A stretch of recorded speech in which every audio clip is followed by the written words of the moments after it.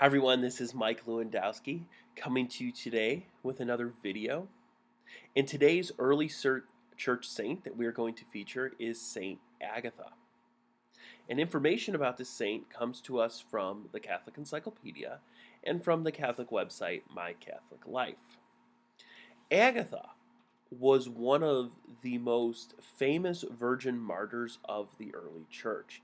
In fact, her fame spread way beyond her homeland. So much so that in the late 6th century, Pope St. Gregory the Great had her name inserted into the Mass. And down to our very day, when the priest prays the first Eucharistic prayer, that's the prayer that invokes a lot of the early church saints, the priest still invokes the name of this virgin martyr. Well, our story takes place around the year 250. This is when Emperor Decius persecuted the Christians, ordered the persecution of Christians.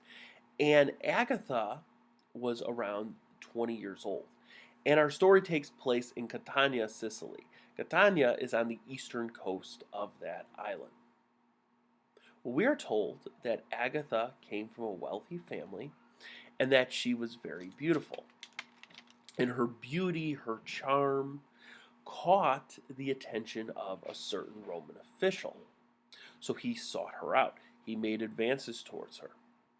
But Agatha rejected him. She was focused on loving Christ.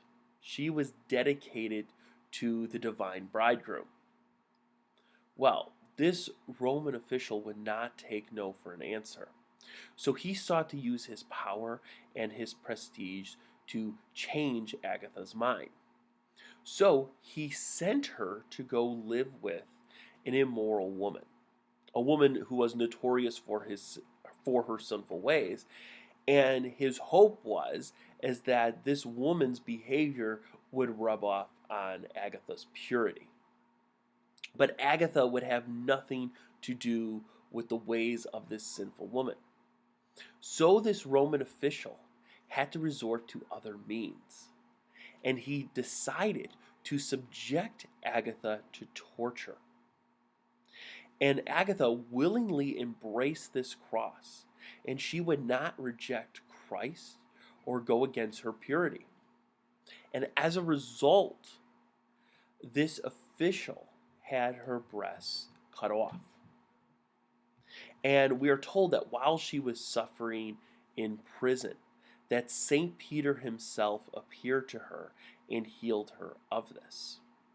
However, despite this miraculous healing, the murderous intentions of this official and these Romans would not cease.